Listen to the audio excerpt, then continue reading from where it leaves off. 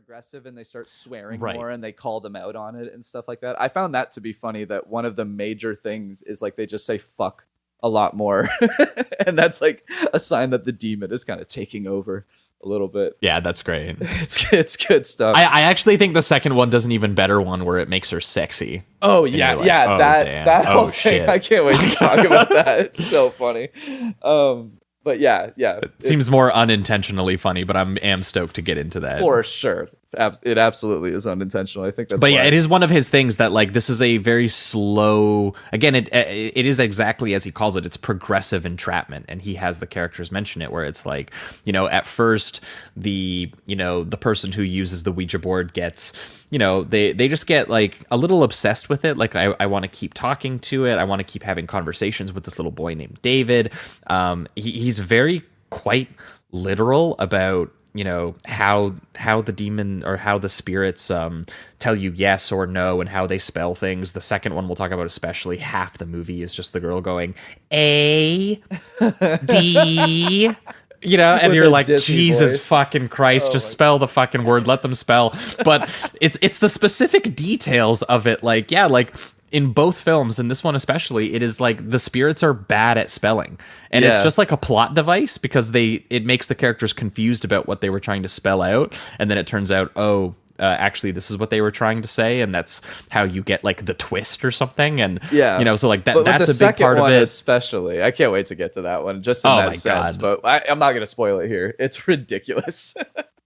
Yeah, and in this one, the spirit starts by like helping her like find, I think, was it meant to be like an engagement ring or something that she lost in like a sink pipe, and then the spirit talks about like wanting to be reincarnated as Linda's baby, confirming to her that, you know, it's telling her apparently that she's pregnant,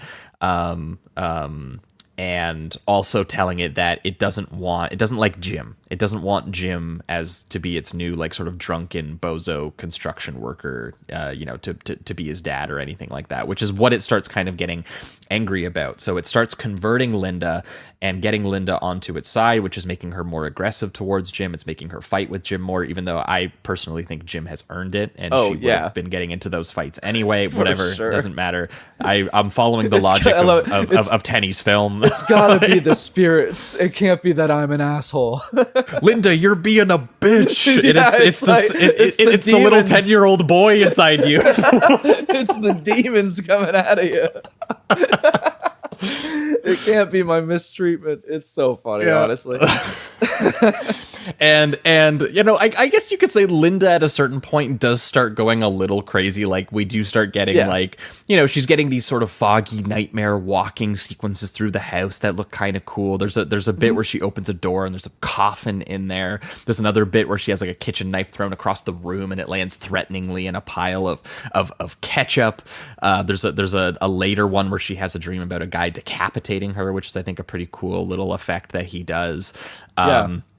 But, you know, Brandon and Jim basically jointly witness this transformation happening and start witnessing these bizarre, you know, sort of this ominous presence that's, you know, whether it's killing someone at Jim's construction site or whether it's, you know, eventually, you know, doing killing this kind of cool punk rock chick who shows up in the middle of the movie as the sort of medium named Zarabeth. I found her to be like equally... it's like equally charming and equally grating. It was very strange. There was classic 80s archetype. Yeah, probably. Yeah, in a way, definitely. So because it was like she has this laugh that she would do, and it was like the first time I thought it was kind of funny and silly, and then she does it a lot, and then I was like, oh, I actually don't like that. And it was I was kind of going back and forth with her. He's such a bizarre writer of character and director of performances. I felt this way about everything that we've watched, and on one level, true. I completely agree. Like, I find it annoying and I find it like not like particularly good. But at the same time, they're so strange. I do find them like amusing to hang out with. Like he thinks that this is likable hangout characters, and that to me is baffling. Yeah, totally. No, 100%. But it is unique and it is sort of entertaining. And it is strange too. Like her character, it kind of relates to more of that tone of what I was talking about with when they're throwing the hatchet at each other, and it's almost like a comedic beat the way that it misses them, and it should be dangerous.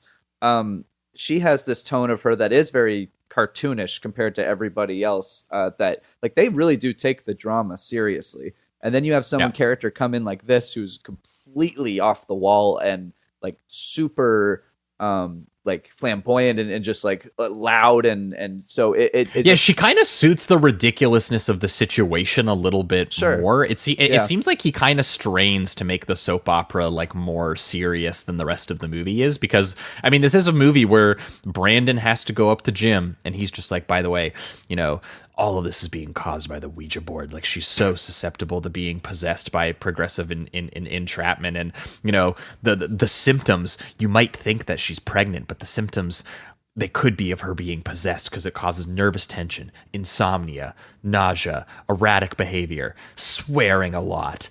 And, you know, and you do get Jim being like, so what you're telling me is I'm living with Linda Blair, you know, like these are the kinds of conversations they're ultimately having, despite the fact that Kevin Tenney, I think, seems to have at least put himself or some of his own relationships into these characters and really does think of this as a character drama. It does kind of feel like he knows that he kind of owes you like a silly 80s, you know, he needs to have certain types. Like, what if the psychic who comes in, it's not like your classic sort of like, you know, sort of old person psychic. What if it is, or even something from like Poltergeist or something like that? Like, what if it is a more eccentric character who's fun? Yeah. And that's where you get this sort of punk rock girl who comes in and